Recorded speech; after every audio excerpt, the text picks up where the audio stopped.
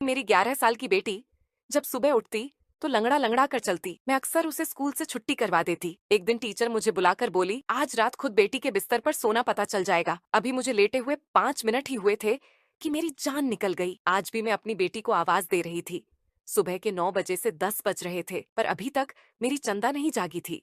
मैं आजकल उसकी वजह से बहुत परेशान रहती थी। उसने मदरसे जाना भी छोड़ दिया था। मुझे लगता था जैसे मेरी बेटी पर किसी जिन भूत का साया हो गया है। इससे पहले वह हमेशा मेरे पास सोया। कुछ दिनों से वह अलग कमरे में सो रही, बल्कि कुछ महीनों से मुझे लगता था कि मेरी बेटी मुझसे कुछ छुपा रही है। सुबह जब भी उसका दरवाजा बजाती तो वो दरवाजा बहुत देर से खोलती और घबराई हुई होती। आज भी मैं उसका दरवाजा बजा बजा थक गई। अब की बार जो मैंने आवाज दी तो उसने मरमरी सी आवाज निकाली। दरवाजा खोला तो चेहरे पर अजीब सी नाहूसत और बहुत परेशान सी लग रही। मेरी नजर जब बेटी के पांव पर पड़ी तो मैं चौंक गई थी। वो बड़े अजीब से तरीके से खड़ी, जैसे वह किसी तकलीफ में मुब्तला हो। आज काफी अरसे के बाद मेरी नंद शबाना भी हमारे घर आई। उनकी शादी को 30 साल हो गए। अभी तक उनका मायके से राब्ता नहीं टूटा था। मुझे डर था कि कहीं मेरी बेटी उनके सामने ना आ जाए, और अगर इसी हालत में आ गई तो मेरी नंद जरूर कोई ना कोई बात करेगी। उसे तो बस बात करने का बहाना चाहिए होता है। अरे आमना, तुम्हारी बेटी नहीं आ रही? सामने क्या बात है? मैं कितना अरसा हो गया है अपनी भतीजी से नहीं मिली। वह खुद ही मेरे पास आकर खड़ी हो गई। तब मेरी बेटी थोड़ी और घबरा गई। मैंने उसे बाहर आने का कहा तो वह लंगड़ाकर चलने लगी। यह देखते ही मेरे नन ने मुंह पर हाथ रख लिया और कहने लगी, आमना बाजी, इससे इतनी सी उम्र में ऐसा क्या हुआ है कि आपकी बेटी लंगड़ाकर चल रही है? खुदा नख्वास्ता कहीं मजूर तो नहीं हो गई? मेरी नन की बात सुनकर मेरा कलेजा कट गया। वह हमेशा अपनी बेटियों पर इतराती थी, ऐसे ही दूसरों की बेटियों पर भी बात किया करती थी। मैंने कहा, शबाना बाजी, ऐसी कोई बात नहीं। आज मेरी बेटी की तबीयत को ठीक नहीं लग रही है। अल्लाह का शुक्र है मेरे बच्चों में कोई ऐसी बीमारी नहीं है। मेरी नंद ने चारों तरफ आंखें घुमाकर मेरी बेटी को तराना निगाहों से देखा, जैसे वह उसकी इस हालत पर होश हो रही हो। मैंने बेटी के कमरे का दरवाजा बंद कर दिया। उसे कहा कि जाकर तैयार होकर बाहर आए। फिर काफी देर गुजर गई। जब मेरी बेटी कमरे से बाहर न आई तो मजबूरन मुझे ही उसके कमरे में जाना पड़ा। लेकिन सामने का मंजर देखकर मैं हैरान रह गई थी। मैंने अपनी बेटी के तकिए पर नजर डाली तो मेरी आंखें फटी की फटी रह गईं। मैं सोच भी नहीं सकती थी कि मेरी बेटी मुझसे इतनी बड़ी बात छुपाएगी। लेकिन उस वक्त शबाना बाजी मुझे बुला रही थी, इसीलिए मैं खामोश हो गई थी। मैंने अपनी बेटी से कोई सवाल जवाब नहीं किया। मेरी बेटी कमरे से जुड़े गुसल खाने में तैयार हो रही थी। थोड़ी देर के बाद वह बाहर आई तो उसने बहुत ही उम्दा लिबास पहना हुआ था। मैं ये बात देखकर बहुत परेशान हुई। जाहिर है पहला ख्याल मेरे जहन में यही आया कि ये कपड़े तो मैंने अपनी बेटी को दिलवाए ही नहीं थे। ये नए कपड़े हैं ना, मैंने इससे पहले कभी देखे और ना ही मेरी बेटी ने कभी इनकी फरमाइश की। ऐसा लगता है कि किसी और ने उसे ये कपड़े दिए हैं। लेकिन मेरी नंद को इस बात से कोई फर्क नहीं पड़ा और मेरी बेटी के सदके उतारने लगी। वो बोली, माशाल्लाह, बहुत ही खूबसूरत बच्ची है, तुम्हारी अल्लाह नजरे बस से बचाए। यह कहकर वह हंसी। मुझे उसका मतलब समझ नहीं आया। थोड़ी देर के बाद वह उठकर चली गई। मैं अपनी बेटी पर बरस पड़ी। मैंने कहा, तुमने ये कपड़े कहाँ से लाए हैं? मैंने तो तुम्हें ये कपड़े नहीं लेकर दिए। वह बोली, अम्मी आप भी कमाल करती हैं। मैं मदरसे जाती हूँ, मेरी एक सहेली बहुत अमीर है। मैंने आपको फैजा के बारे में बताया तो था पिछले दिनों मेरी सालगिरह, पर उसने मुझे ये कपड़े तोहफे में दे दिए ही हैं। मैंने कहा, अच्छा तुम मुझे बता तो देती। अगर मैं शबाना बाजी के सामने तुमसे पूछ लेती तो क्या होता? तब मेरी बेटी ने मुझे ठोकते हुए कहा कि अम्मी, शबाना पुप्पो इतनी बुरी भी नहीं है जितनी कि आपने बना रखी है। हमारी सभी मुश्किल हालात को वह समझती है। मैं अपनी बेटी की बातें सुनकर और गुस्सा नहीं करना चाहती थी। खामोशी से अपने कामों में मसरूफ हो गई। लेकिन फिर एक अजीब वाकया हुआ। उस दिन मेरी बेटी ने मदरसे से जाने की बात नहीं की, बल्कि घर पर ही रही। कहने लगी कि आज मैं बहुत थक गई हूँ, आराम करना चाहती हूँ। मेरी बेटी घर का कोई काम नहीं करती थी, क्योंकि वह कहती कि मैं थक जाती। इसीलिए मुझे उस पर शक होने लगा कि वह क्यों थक जाती है। सुबह उठती तो उसकी हालत अजीब सी थी। अगले दिन भी ऐसा ही हुआ। सुबह 10 बजे तक वह सोती रही। लेकिन मेरी बेटी जब मदरसे जाया करती थी तो सुबह के 5 बजे ही जाग जाती थी। पर अब तो उसने अपने हालात ही बदल लिए थे। वह रात को देर तक जागती रहती और सुबह भी देर से जागती थी। मैंने अपनी बेटी से कोई सवाल नहीं किया, लेकिन एक दिन जब वह सुबह उठी तो उसी तरह लंगड़ा लंगड़ा कर चल रही थी। बाहर आई तो सामने रशीदा दाई भी बैठी हुई थी। रशीदा दाई मुझसे कुछ पूछने के लिए आई थी। किसी जमाने में हम दोनों साथ काम करते थे, फिर मैंने काम छोड़ दिया। वह इस काम में आगे बढ़ गई। आज मुझसे न जाने कौन सी जड़ी बूटी का इस्तेमाल पूछने आई। उसकी नजर जब मेरी बेटी पर पड़ी तो उसने भी मुंह पर हाथ रख लिया। कहने लगी कि बेटी मुझे पानी लाकर दो। मैं समझ गई कि वह मुझसे अकेले में बात करना चाहती है। मैंने अपनी बच्ची को इशारा किया। वह कमरे में चली गई। रशीदा दाई मुझसे बोली, आमना, तुम बेटी की माँ होकर इतनी गाफिल कैसे हो सकती हो? तुम्हें अपनी बेटी की हालत नजर नहीं आती? क्या तुम्हें कुछ तो सोचना चाहिए? जवान बच्ची है, इसकी एक एक हरकत और कदम पर तुम्हें नजर रखनी पड़ेगी। खुदा नख्वास्ता, कल को अगर कोई हादसा हो जाए तो तुम किसे इल्जाम दोगी? किसके हाथों पर लहू तलाश करोगी? अपनी बेटी को देखो कि ये क्या करती है, कहाँ जाती है। इसकी ये हालत अभी से क्यों है? ये तो शादीशुदा लड़कियों वाली हरकतें करने लग गई हैं। इसके कपड़े देखो, चलने फिरने का अंदाज देखो, और फिर तुम इसकी आंखों में आंखें डालकर देखो, अजीब सी बेबाकी नजर आती है। मुझे तुम्हारी बेटी की आंखों में बहुत अजीब लगा। रशीदा दाई तो नजरें पड़ने वाली औरत थी। लड़की की चाल देखकर ही बता देती थी कि उसका किसी के साथ ताल्लुक है या नहीं। उसने मेरी बेटी के बारे में ढके छुपे अल्फाज में जो बात कही थी, उसने तो मेरे पांव तले से जमीन खिसका दी थी। मैंने सोच लिया कि मैं अपनी बेटी पर दिन रात नजर रखूंगी। जहां भी यह जाएगी मैं उसका पीछा करूंगी और देखूंगी कि वह क्या करती है। अगली सुबह जब मेरी बेटी उठी तो उसी तरह थी। उसकी हालत बहुत ज्यादा खराब थी। वह कहने लगी, अम्मा मेरे पूरे जिस्म में दर्द हो रहा है, मुझे तेल से मालिश कर दो। मैंने कहा कि ठीक है। मैं गर्म तेल लेकर बेटी के कमरे में आई तो कुछ सोचकर उसने मुझे मालिश करने से मना कर दिया। वह बोली कि अम्मा रहने दो, मेरा दर्द ठीक हो गया है, तुम मेरी मालिश ना करो, यहाँ से चली जाओ। मैं अपनी बेटी के चेहरे की घबराहट देखकर समझ गई थी कि वह मुझे अपना वजूद नहीं दिखाना चाहती। यकीनन उसे मुझसे कोई खतरा था कि मैं कुछ पहचान जाऊंगी या जान जाऊंगी, इसीलिए वह मुझसे बहुत कुछ छुपा रही थी। पर मेरी बेटी तो गैर शादीशुदा थी, ना ही उसका किसी के साथ कोई ताल्लुक था। फिर ऐसा कैसे हो सकता था कि वह शादीशुदा औरतों वाली हरकत कर रही थी? मुझे रशीदा दाई की बात याद आ गई कि तुम अपनी बेटी पर नजर रखो। मैंने कहा कि आज मैं तुम्हारे कमरे में ही सोऊंगी, इसलिए तुम कमरे के दरवाजे को खुला रखना। मेरी बात सुनकर उसने मुंह बना लिया और बोली कि ठीक है। लेकिन जैसे ही मैं 1-2 घंटे के बाद अपने काम मुकम्मल करके वापस बेटी के कमरे में आई तो देखा उसने अंदर से दरवाजे को बंद कर रखा था। मुझे बहुत हैरत हुई थी, मुझे गुस्सा भी आया। मैं दरवाजा बजाने लगी पर वह सो गई थी। उसने दरवाजा नहीं खोला। अब तो गुस्से से मेरा बुरा हाल था और शक भी अलग हो रहा था। कोई जवान न बेटी बिला वजह अपने कमरे का दरवाजा बंद करे तो माँ बाप उसके बारे में कैसे अच्छा सोच सकते हैं। खैर, मैं अपने कामों में तो मसरूफ हो गई थी, पर सुबह मेरी बेटी की फिर वही हालत थी। मैंने कहा कि आज मैं तुम्हारे मदरसे में साथ चलूंगी। मेरी बेटी ने कुछ अरसे से मदरसे जाने के लिए भी 1-2 बजे का वक्त मुंतखाब कर रखा था। पहले की तरह वह सुबह उठकर नहीं जाती थी, बल्कि शाम वाली क्लास में जाती थी। उसकी यह बात भी मुझे पसंद नहीं आई थी और ना ही उसकी वजह समझ में आई थी। मैंने सोच लिया कि रात को अपनी बेटी के कमरे में सोने से अच्छा है कि मैं सबसे पहले मदरसे तक उसका पीछा करूं। क्या पता वह मदरसे में पढ़ने जाती भी है या फिर मुझसे झूठ बोलती है। उसी दिन मैंने फैसला कर लिया अपनी बेटी का पीछा करने का। 1-2 बजे जब वह घर से बुर्का पहनकर निकली, मैंने भी एक काली चादर खुद के गिर्द लपेट ली और उसके पीछे पीछे चल पड़ी। मेरी बेटी मेरेल में कहीं और जा रही थी, मदरसे का रास्ता तो कुछ और था। फिर मेरी बेटी ने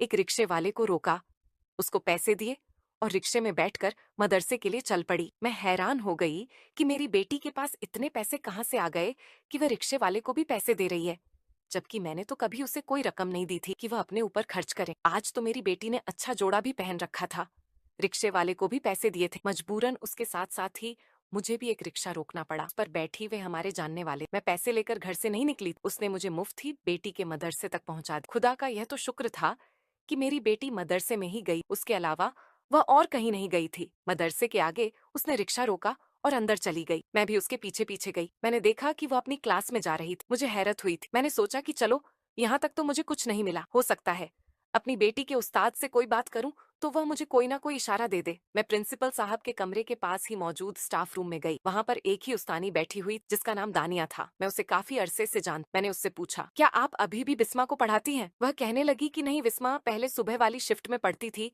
तो मैं उसको पढ़ाती, पर अब वह शाम वाली शिफ्ट में पढ़ती है, इसीलिए मैं उससे बात ही नहीं कर पाती। पर मैं आपको कुछ बताना चाहती। यह सुनकर मेरे कान खड़े हो गए। मैंने कहा, मैं कुछ सुनने के लिए ही तो मदरसे में आई हूँ। मैं जानना कि मेरी बेटी किसी गैर मुनासिब हरकत में मुलस तो नहीं। आप मेरी बेटी को बहुत अच्छे से जानती हैं, मैं ये बात किसी और से नहीं कर सकती, क्योंकि अपनी बेटी की ही इज्जत का मसला है। मेरी बेटी ने ऐसी कोई हरकत नहीं की, मगर फिर भी मैं बेटी की माँ हूँ, मुझे बहुत फिक्र लाहिर है। मैं चाहती कि अपनी बेटी के बारे में हर तरह की मालूमात रख। आप बताएं, आप मेरी बेटी के बारे में क्या जानती हैं? मेरी बात पर वह फिक्रमंद हो गई और कहने लगी, मैं आपको सिर्फ एक ही बात बता सकती कि माशाअल्लाह आपकी बेटी मदरसे में तो ऐसी कोई हरकत नहीं करती, लेकिन कुछ अरसे से उसमें अजीब सी तब्दीली आने लगी। उसकी आंखों में अक्सर नींद सवार रहती है। ऐसा लगता है कि वह रात को घर से सोकर नहीं आती, लंगड़ा कर चलती है, कहती है कि मेरे पूरे जिस्म में दर्द हो रहा है, मैं बीमार हूँ, मुझे छुट्टी दे दे। लेकिन इससे पहले आपकी बेटी बहुत ही बाकायदा से मदरसे आती थी। जहां तक बात है मदरसे की, हमारा माहौल बहुत सख्त है। हम बच्चियों को बाहर जाने की इजाजत नहीं देते। अगर कोई बच्ची बगैर इट्टिल के मदरसे आना छोड़ दे, हम उसके माँ बाप को उसी दिन इट्टिल देते हैं कि आज आपकी बच्ची मदरसे में नहीं आई, हमारे मदरसे में ऐसी कोई हरकत नहीं करती। आपकी बच्ची जिस पर आपको परेशान होना पड़े, लेकिन आपको उसे घर में देखना चाहिए कि वह घर में क्या करती है और कैसे रहती है। और हाँ, रात को आप उसके कमरे में उसके साथ ही सोया करें। मुझे ऐसा लगता है कि वह रात को सोती नहीं है। क्या आप अपनी बेटी के साथ उसके कमरे में सोती हैं? मैंने नफी में सर हिला दिया कि नहीं जी, मेरी बेटी का कमरा तो अलग है। अब वो कहती है कि मैं बड़ी हो गई हूँ, मेरी चीजें रखनी होती हैं। मुझे जिसके लिए अलग कमरे में सोना चाहती हूँ, तो हमने उसे अलग कमरा दे दिया है। मेरी बात सुनकर बिस्मा मैडम ने अपना सर पकड़ लिया और बोली, अम्मा जी, इस उम्र में बच्चियों को अलग कमरे नहीं देते, उनके साथ साथ रहा जाता है। उनकी एक एक हरकत पर नजर रखी जाती है ताकि कहीं वह अपने माँ बाप की इज्जत को मट्टी में ना मिला दे। मैं उसकी बात सुनकर कांप कर रह गई थी। मैंने अपनी बेटी के बारे में तफसीर मुकम्मल कर ली, पर यहाँ से जो मुझे बिस्मा उस्तानी ने बताया था वह भी काबिले तस्वीर था। मुझे वह तकिए वाला मंजर याद आने लगा जिससे मैंने अपनी बेटी के कमरे का दरवाजा खोला था। वहां पर 5-5 हजार के नोट पड़े हुए थे, पर उस वक्त भी मुझे समझ नहीं आया था कि मेरी बेटी के पास इतने सारे पैसे कहाँ से आए। हालांकि मैं घर में उसे 1 रुपया भी नहीं देती, पर अब वह खुद बखुदा अमीर होने लगी। खैर, मैं घर आ गई तो मेरे जहन में बहुत सारे सवालात उभर चुके थे। मैं सोचने लगी, आखिर मेरी बेटी ने कहाँ से ये पैसे लाए, वह किन कामों में मुलस्स है। लेकिन मैं उससे बराह रास्त ये बात नहीं कर सकी। खैर से रात का वक्त गुजरा, सुबह आए तो मेरी बेटी, फिर वही हालत देखकर मैंने पक्का इरादा कर लिया कि आज पूरा दिन अपनी बेटी के साथ रहूं और रात को भी उसके साथ उसके कमरे में ही सोऊं। चुनांचे मैंने ऐसा ही किया। मैं अपनी बेटी के मदरसे के आने के बाद सारे काम करके फारिग हो चुकी थी, के कमरे में बहाने से चली गई। मैंने सोचा कि आज बेटी के कमरे की सफाई, ताकि मुझे कोई ना कोई और भी इशारा मिले। मैं जैसे ही उसके कमरे में गई, मेरी बेटी चौंक कर मुझे देखने लगी और बोली, क्या बात है अम्मा, आपको कुछ जरूरत है?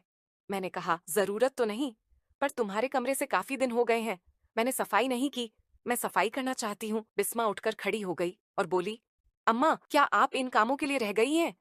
आप सफाई करेंगी मेरे कमरे की? आप बैठे, मैं सफाई करती हूँ, आपके सामने ही करूंगी।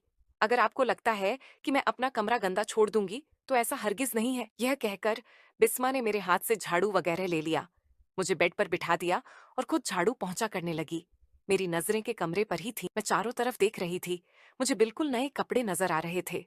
मैंने उठकर बिस्मा की अलमारी खोली। बिस्मा फौरन चौंक कर मेरे पास आई और बोली, अम्मी क्या चाहिए? मैंने उसे झटक दिया और कहा, ये तुमने क्या अम्मी अम्मी लगा रखी है?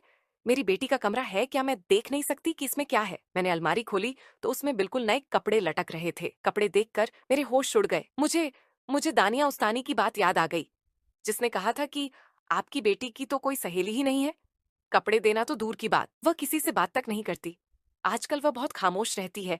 सालगिरह वाली बात भी झूठी थी। मेरी बेटी ने मुझसे कहा था कि उसे कपड़े उसकी किसी सहेली ने दिए हैं, लेकिन ऐसा कुछ भी नहीं था। यहाँ आकर मुझे पता चला था कि मेरी बेटी मुझसे झूठ बोल रही है। मेरी बेटी ने तकिए के नीचे फिर भी कुछ छुपा रखा था। मैंने तकिया उठाया तो उसके नीचे मेकअप की चीजें थी। बेटी के चेहरे का रंग उड़ने लगा।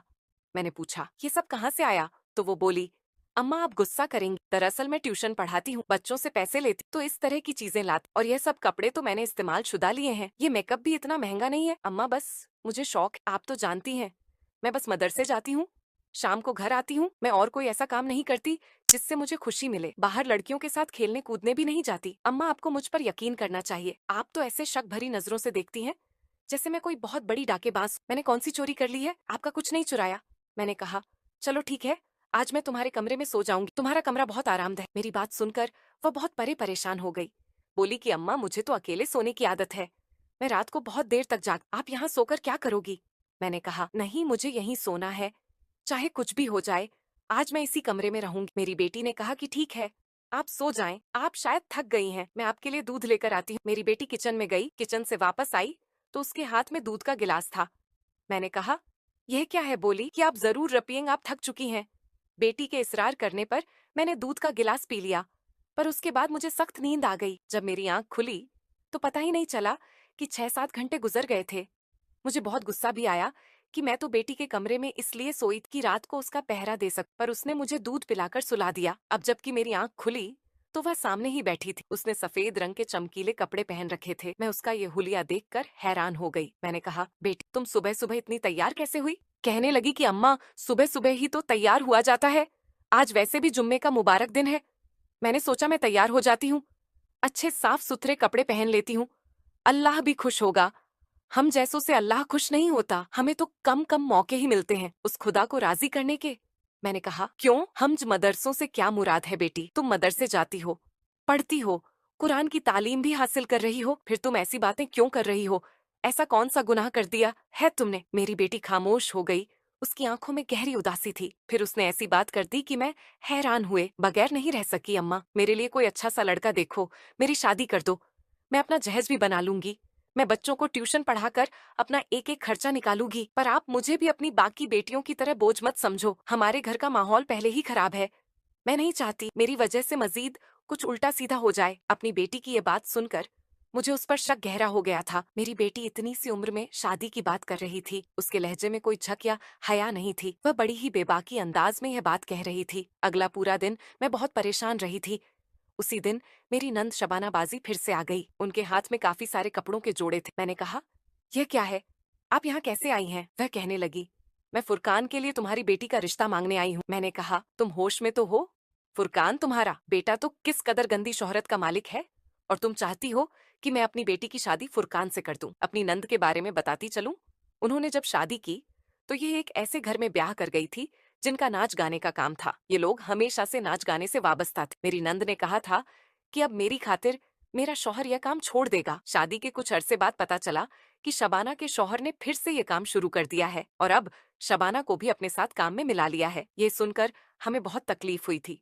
हम तो शबाना से रात में भी नहीं रहना चाहते थे, पर फिर भी शबा ने कुछ ना कुछ करके हमसे राब्ता कर लिया, हमारे घर आना जाना शुरू कर दिया, और अब वह अपने बेटे फुरकान का रिश्ता मेरी बेटी के लिए लेकर आई थी। मुझे बहुत अजीब सा लगा था।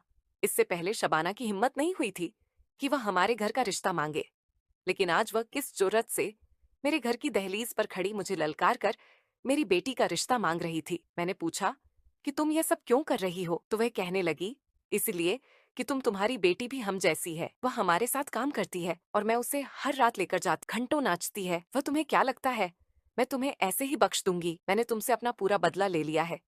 याद है मेरी शादी के शुरू के दिनों में तुम मुझे नाच गाने वाले और ना जाने कैसे कैसे अल्फाज से नवाजी थी। अब पता चला कि जब अपने से मोहब्बत करने वाले लोग किसी ऐसे काम से वाबस्ता होते हैं जो कि मुझ में काबिले कबूल नहीं होता, तो कितना दुख होता है इंसान। मुझे भी हुआ था जब तुमने मेरी शादी की मुखालिफत। अब चुपचाप करके अपनी बेटी का रिश्ता फुरकान को दे, वरना तुम्हारे लिए बहुत बुरा हो जाएगा। जिंदगी में कभी भी सर उठाकर जी नहीं सकोगे। मेरा फुरकान अभी तुम्हारी बेटी को कबूल करेगा, बाद में नहीं ये सुनकर पछतावा निदामत बेबस क्या हुआ। पर अब मेरे पास शबाना की बात मानने के अलावा और कोई चारा नहीं था। जब अपनी ही बेटियां दागदार निकले तो इंसान दूसरों का गरीबा नहीं पकड़ सकता। अगर आपको यह आज का वाकया पसंद आया हो तो हमारे चैनल को सब्सक्राइब, वीडियो को लाइक और शेयर जरूर करें।